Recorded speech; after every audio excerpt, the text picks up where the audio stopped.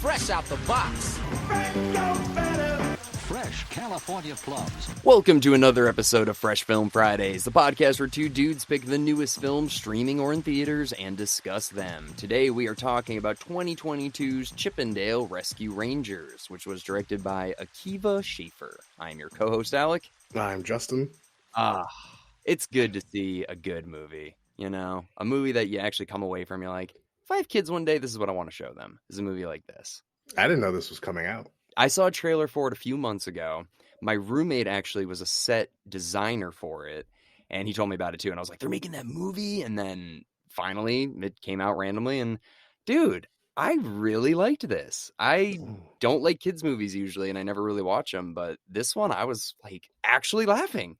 Genuinely had me laughing sometimes. I think it also helps too because the nostalgia, because we saw it as kids. If there was like a new movie like The Hamsters Up North, and it's like, I don't know, the same version, but like a new age hamster, you'd be like, this is stupid. Well, you know what though, man? Like, I didn't enjoy the Alvin and the Chipmunks movies, you know? Yeah, okay. Those were pretty bad. Chipwrecked and the Squeakquel. The Squeakquel.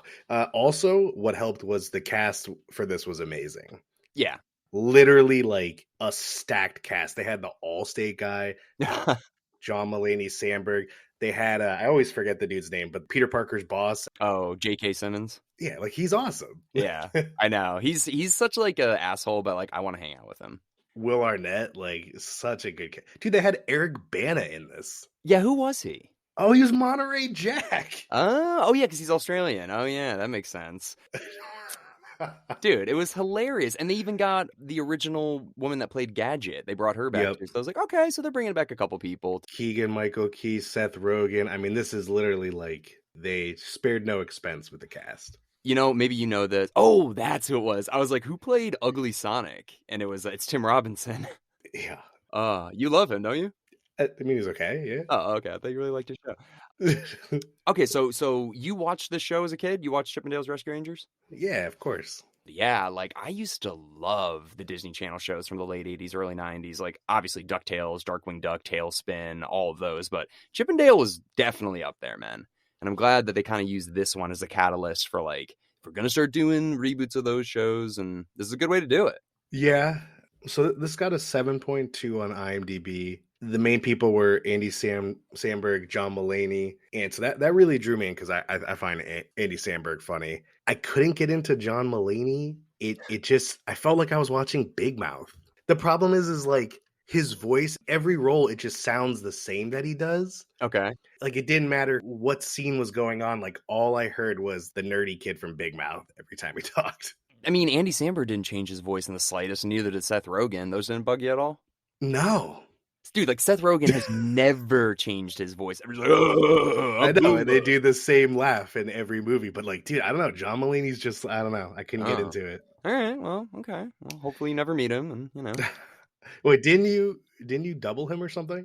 I've met him a couple times. Yeah, I used to be his body double on SNL. Yeah, you were his body double. Okay. Yeah, he's really nice, and he's really no. funny. I'm sure he's great. Like I don't know, man.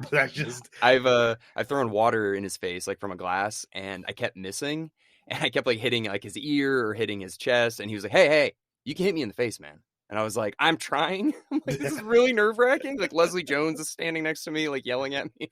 Anyways, but yeah, he's a really nice guy. But I can understand. I mean, if you don't like his voice, then you're definitely not going to like him playing himself as Chip. Yeah, I also found myself thinking of like really odd, realistic things during this movie. Like when they showed, I think it was Dale's house. Dude, like I was just thinking, like there's no resale value on this house.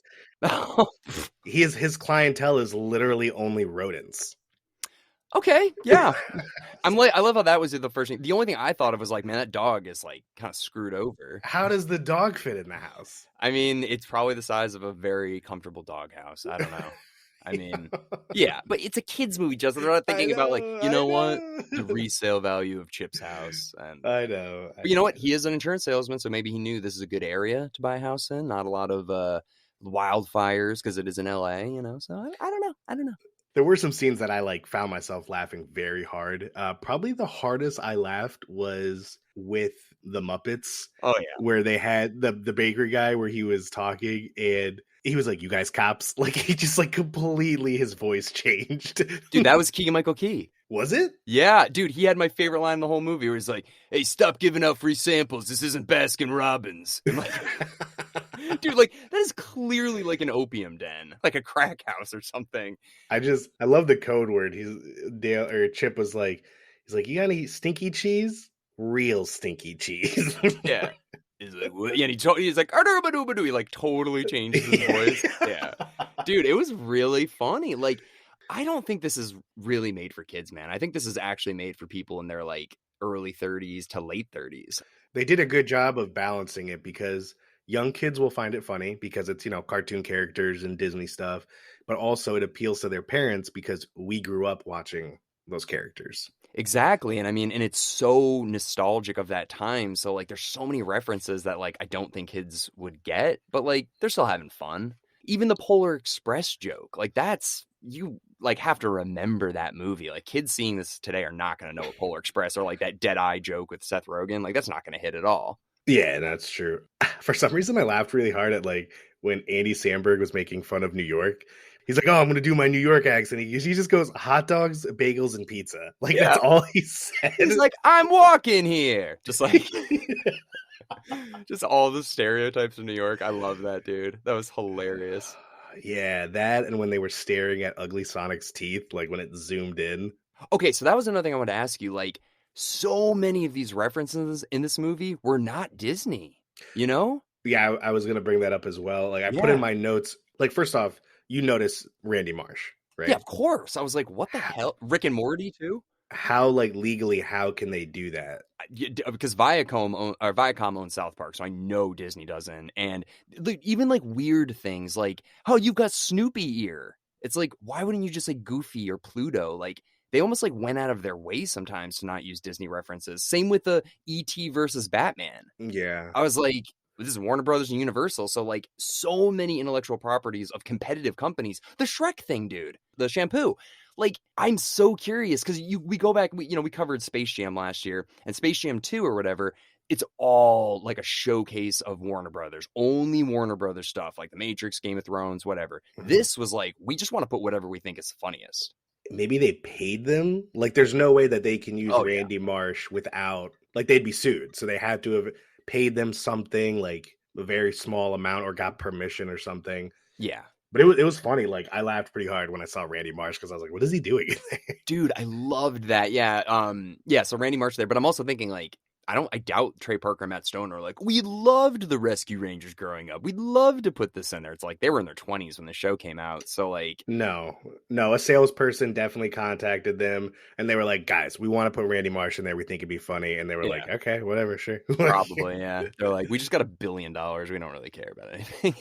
But yeah, Rick and Morty was there too. There's a lot of like adult stuff that like, again, kids are not going to understand, but I'm like, that's amazing that he's in this. Yeah. I laughed pretty hard when they were doing the whale song. I don't remember who did it. I think, was it Dale started singing? Yeah, because Chip was watching in the beginning when he gets home and he sees Alvin and the Chipmunks rapping. He's like, "Ugh, they always make cartoons rap." And he's like rolling his eyes. And I'm like, dude, I love that he said that. That's so funny. And then later they have to do a rap and it's the funniest, shittiest rap ever. Yeah, it was literally Dale just going, Dale rhymes with whale. I wouldn't need a whale. And then I like blurted out laughing when Chip got the mic. And he just goes, "I wouldn't need a whale either." And I'm just like, this is great. Dude. He's like, "Great, here I go now too." No, actually, no. The funniest part of that song was when Dale said, "It's hard to think of anything else once you say whale," because it rhymes. Yeah. That was hilarious. And I loved how like referential that was to like how much they hated the rap, and then the rap ended up sucking, but it was funny. I don't know, dude. I thought that was genius. Dude, Sweet Pete was hilarious. Oh my god. Peter Pan? Dude, having Peter Pan be just like old, fat, balding, just like washed up. In the same suit. Yeah. Like I didn't know that was Will Arnett for a long time. I was like, who is doing this voice? It's so good. And then I looked it up and I was like, oh, of course it's him. That was the Coke bear too, right? The Coke polar bear? Or was that the Polar Express bear? I think it was the Coca-Cola polar bear. I think it was, dude. I mean, Disney doesn't own Coke, right? No. So how are they doing this? Dude, not only that, Justin, he even said, he's just like, yeah, and I love drinking Diet Slice. That's like Oh that's a yeah. Pepsi orange soda product. So I was like, okay, so they're talking about Pepsi products and they've got the Coca-Cola bear. I was like, this movie is all over the place. And the guy that voiced the Coca-Cola bear is the guy from Forgetting Sarah Marshall, the bartender guy who's like, I know every fish in Hawaii. Like that guy. Yeah. So yeah, dude, just an all-star cast. And dude, I mean, like, I don't know if you remember, but the little fly Zipper from the cartoon, he never talked. He just like squeaked and stuff. And now he's played by The Allstate guy. yeah, the all-star guy, dude. They gave him, like the deepest actor voice, like for this little. Also, dude, speaking of, how does a fly and a mouse mate? I don't know. And I love how they show all the kids and they're like, oh, it's got like Gadget's eyes and like, you know, the fly's body. It's like these mutated kids. Yeah. I did laugh when all of Seth Rogen's Disney characters were in a circle laughing. Like it had Pumbaa, Yeah. and then it had who else was it? I think it was this character from Kung Fu Panda. It was like that cricket guy. Oh yeah. They had all the characters doing his laugh. Oh, yeah. I know, because it's just so on point that it's like he doesn't ever change his voice for anything. Yeah. I don't even know if he could. You know, he's just got such like a guttural stoner voice, you know? It was good. It was good nostalgia. They hit on things that from the 90s, like in the video games we used to play, or like old school computer games where things were animated, but like the person was just like walking in place into the hydrant. Like you remember games like that, right? Yeah, of course. Yeah. Yeah. Or like the characters where like Seth Rogen's characters, like his eyes are looking straight, but like they're not meant to be looking straight, but they just like do. Yeah. Well, I love it. He's just like, I think we're in the valley. And that means like the San Fernando Valley. It's a part of LA. And it's just like, oh God. It's like, what are we doing up here? And it's like, no, the uncanny valley. And they're like, oh. And then, yeah, and then you see all of like the people walking into shit. Yeah, dude. Very like funny, self-referential all the time. And it really reminded me of kind of like an updated Who Framed Roger Rabbit. Which they had in there. Yep, I love that. They're like, I'm doing the Roger Rabbit with Roger Rabbit. But then it also had, it's like what Space Jam 2 wanted to be, you know? I think the point is like when you see cartoons, like you want to see the cartoons. You don't want to see like LeBron James or I don't know, just like a human. Like I was so much more invested in seeing Chip and Dale interacting than if we had some like Jason Segel or something like, hey guys, like I'm here for the adventure too. It's like, get the fuck out of here, dude. Yeah, it was kind of weird having Dale in the 3D graphics. Mm-hmm. He just looked like, I don't know, he looked like really realistic, and then Dale or Chip didn't. It was kind of odd for me. I also thought it was odd that they waited like literally the whole movie until they brought in Gadget. Yeah. Like Gadget and the Fly had like next to no role. It is true. I didn't like that either. I thought it would have been better if Monterey Jack got captured and they were like, we got to get the gang back together, and they all worked like the Rescue Rangers. But they didn't. Yeah. I mean, they do at the end, but yeah, I think having Monty get captured was like, okay, this is a good plot device to get the characters back together and have like the mystery going. But you're right. I definitely wish they had all the characters together for the whole movie. Well, they set it up for the second one. I mean, they even mentioned multiple times like, the Rescue Rangers 2 reboot.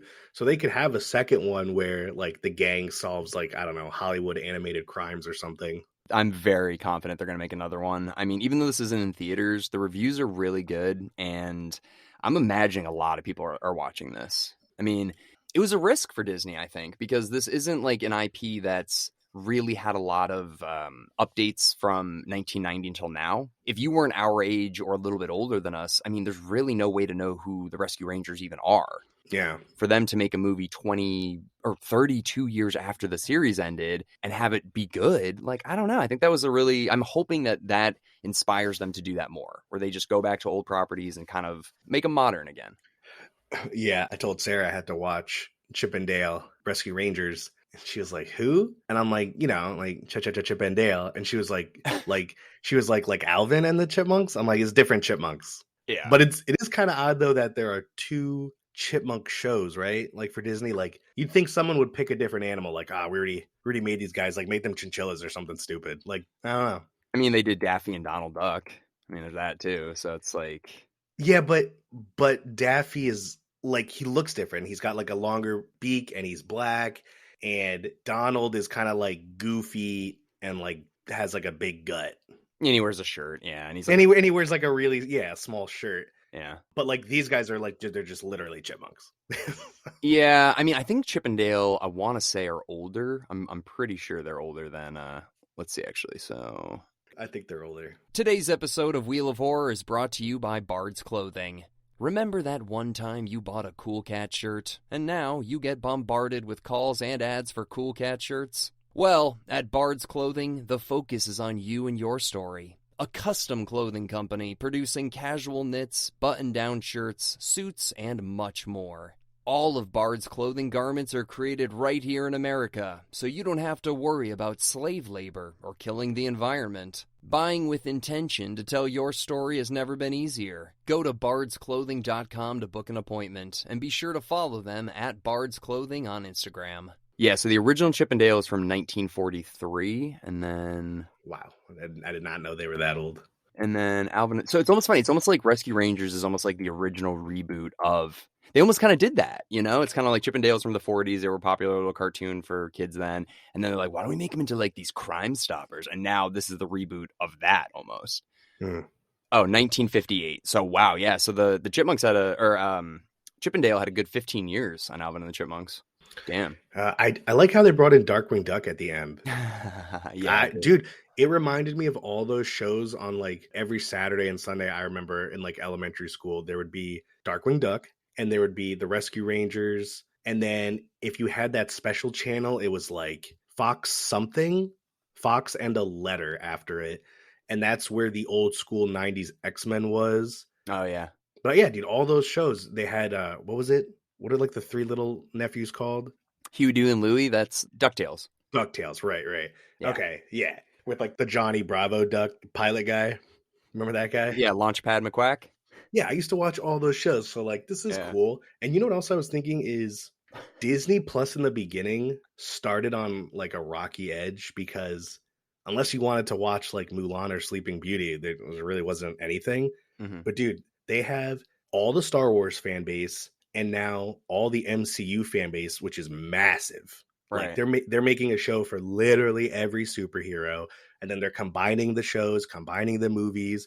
Now they're pumping out Star Wars shows. Like the content it's good. You know, it's scary though, dude, because I mean, Netflix, I've been looking at it for a while, and I think we're finally seeing the bubble burst now where they don't have the library of content to keep people on their platform. Like Disney and HBO Max, they have literally everything you just mentioned, like Mulan, all those old Disney movies. They also have, you're right, the Star Wars and all that stuff, but they just have such a catalog that you're like, oh, Simpsons on here? Oh, like Bambi's on here? Oh, what, Aladdin, whatever.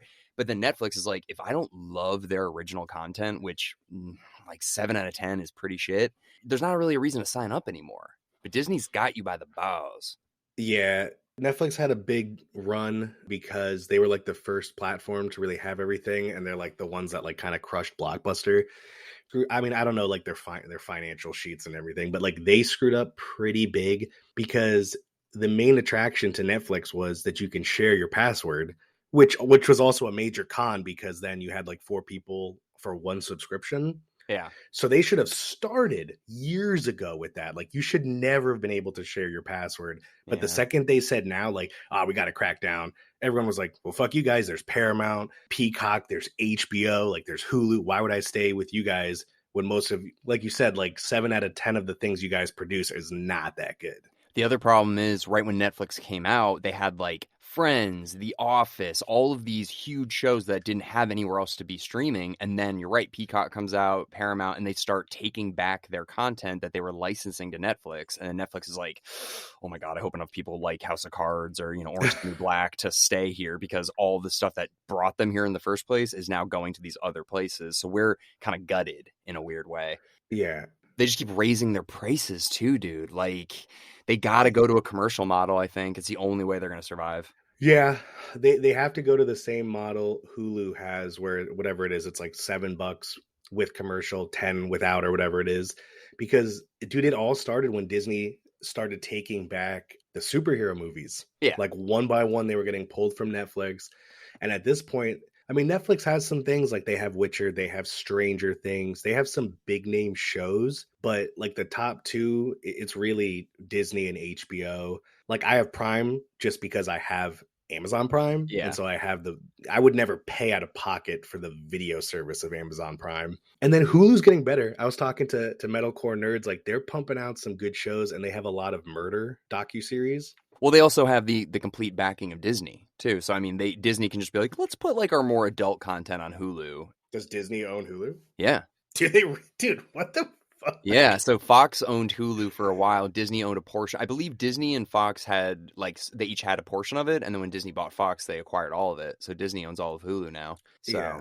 The only negative thing of having all these different streaming platforms is it reminds me of when we were in like middle school and high school, where I mean, if you can afford 4 or 5 different streaming platforms, that's great. But like, now Netflix has risen their price so much that it's basically the same price as HBO. And if you could only afford one, you're not picking Netflix. No way, 100% HBO. And it reminded me of when we were kids, because like we had Xboxes, and then like if Kingdom Hearts came out on PlayStation 2, like what are you gonna do? Be like, Mom, can I have like $400 just for this one game? Like you can't get it.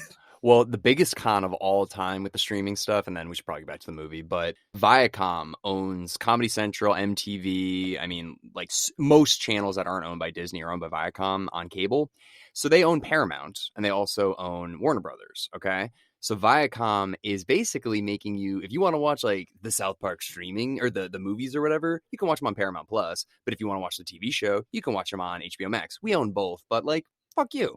And that's basically what they're doing. They could just make it HBO Max, take everything off of Paramount Plus, put it onto HBO Max, because it's all owned by Viacom. So it's like they're just screwing people over right now. It's pretty fucked up. Yeah. Anyways. But yeah, back to the movie. I have a question for you. Oh, what? So Eric, and he was going to jump on here, but I think he got caught up. But he had the idea of doing this kind of movie, but with Johnny Bravo instead, and like kind of seeing what his life would be like nowadays. Obviously he was pretty not Me Too friendly back in the day. Is Johnny Bravo Disney as well? No, he's Viacom, so he's owned by Cartoon Network. Okay. But seeing a movie like that where it's like, we haven't seen Johnny Bravo in 20 years, let's see what he's up to. Is there a cartoon character that has not been really updated recently that you'd like to see a version of this?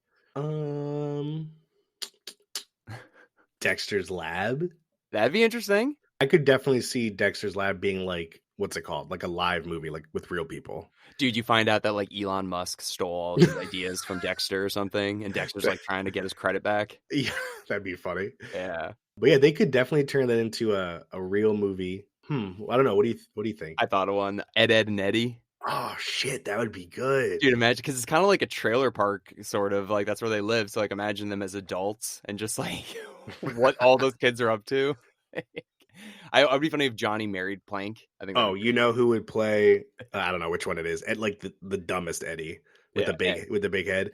The guy from all of Adam Sandler's movies, but Little Nicky's, where he's just like, that guy. Oh yeah, that would be good. He would be give him a buzz cut and just like have him always leave his mouth open, and that's perfect. Dude, and then you get Sacha Baron Cohen to play Rolf. Remember the guy with the unibrow? He's like, I have my chickens. Like that guy with the purple hair. Yeah. Dude, I want to see Ed and Eddie as adults. I think it'd be funny. The Jawbreakers and like, oh, dude, that'd be fun. Come on, Cartoon Network. Mm-hmm. Yeah, you totally got sidetracked again. This is not about the movie. No, this is kind of about the movie. But anyways, of Chip or Dale, which one do you like more? I'm basing this on just that one scene, but I would say Chip, because it was Dale's fault that the Rescue Rangers show went under. I love how that's like not really the reason, but they just like put that into this movie. Because like there was no double O Dale or whatever. That never was a thing. Well, it got canceled after the pilot. That's what they said, but like, yeah, it's not real. I like Chip too, dude. Chip's my boy because he's very real. Like he's a real guy. I like how he's sarcastic. I like how he's kind of pissed off. Like I can relate to that. I love how they put him in insurance.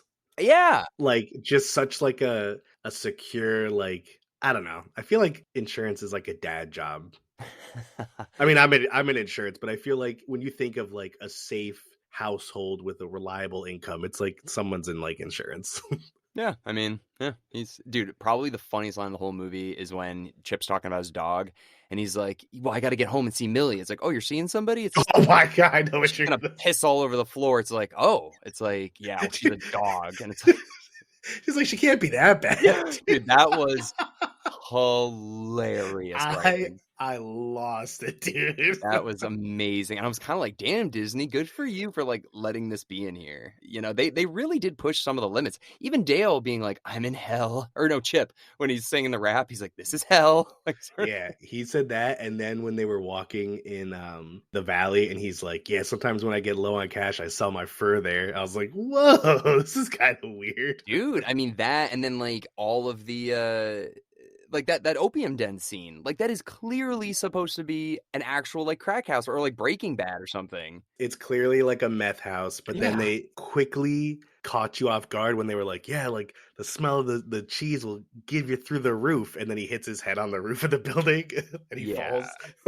So like, it's obviously it's funny, but like this is clearly about drugs. Like, like, what are we doing? 100%, yeah. And then the cop or whatever, I thought she like did a fine job, but I don't know. They kind of like used her as a red herring, and it was just kind of like stupid. You know, the part was like, my grandma used to make the tapes and send them to me, and like all that stuff. Yeah, they made it like very obviously you wanting to think it would be her because, like they said in the movie, like you suspect it was the captain, so that's why they made it the captain. And I laughed when he revealed himself as the bad guy, and they were like, it was so obvious. And he's like, that's what I said. Yeah, that was funny. And then, dude, I'm sorry, the other line that made me die is when he's like, you're going to like the way you look. I guarantee it. And it's like, you're not going to get away with this. It's like the Men's Warehouse reference. I think I will. Oh, my God. Okay, you know, they had a surprisingly amount of good jokes. I went into it thinking it would be like kind of a dumb kids movie. And then when I IMDb'd it, and the first people I saw was Sandberg and Mulaney, I was like, okay, it can't be that bad. And then when I looked at the rest of the cast, I was like, okay, this is probably going to be pretty good. Well, it's also directed by that guy, Akiva Schaffer. So Andy Samberg, him, and one other guy, they did the Lonely Island. That's them. So this is basically a Lonely Island movie, kind of. Okay, so it got a 7.2. What would you give it? Dude, I'm going to give this like an 8. Like, okay, it's fucking funny. Like, again, if I ever have kids, this is definitely a movie I'm going to want to show them. What about you? I'd say 7.5. Yeah. Who's this guy? Oh, okay, that's Akiva Schaffer. Yeah. So he's the director. He's the director, and he's also directed, I think he directed Hot Rod, too. I think you're right. I mean, it got great reviews. Like, these people are loving it. I think they're definitely going to make a second one. I think Disney is reclaiming the lead because their audience is just massive, dude. Like, HBO is great, but like realistically, if you only had to pick two or you were like tight on cash, Disney and HBO, you'd be fine. I mean, I'm definitely going HBO over Disney. If Netflix hikes their prices one more time, like I'm just canceling that shit because it's not that good. I know. Or dude, like, can't we just like if you and I made one account and you just like Venmo'd me half, isn't that the same thing? We just literally couldn't watch it at the same time. Maybe. I don't know. I use my dad's ex-girlfriend's account, so I don't know. I have no idea if she's even aware. She's getting alerts on her phone like, did you log in from LA? And she's like, I don't think so. I know. But yeah, so that's how I get my Netflix. I steal most of my stuff from other people. Okay, so next episode is Top Gun, right? For Fresh from Friday. Yep. So we're already aware. I won't even say where I'm seeing it. But yeah, I'm seeing it tomorrow night, Tuesday. So I'm very excited. If someone lives in Connecticut who's listening to this and knows of theaters somewhere that you can see it sooner, like Alec can do, please let me know. I have tickets for 6:30 on Thursday, and that's like literally the earliest I could find. This is coming out on Friday, so you kind of just pissed in the wind, but sure. What do you mean? This isn't coming out until Friday, so you've already seen it. What? This episode will air after you've already seen it. Technically, I saw it last night. Yeah, exactly. But yeah, dude, it's going to be so sick. So definitely listen to that. Also, listen to our last episode we did like a year ago with Nick Leone on the first Top Gun, because that's a great episode. Well, everybody, thank you very much for listening in to our discussion on Chippendale Rescue Rangers. If you haven't had a chance, we released our episode on Firestarter, 1984 in 2022. We also had Don Berger on there with the novel comparison, so it's a big episode. And then we'll see everybody next week with Top Gun 2. 2.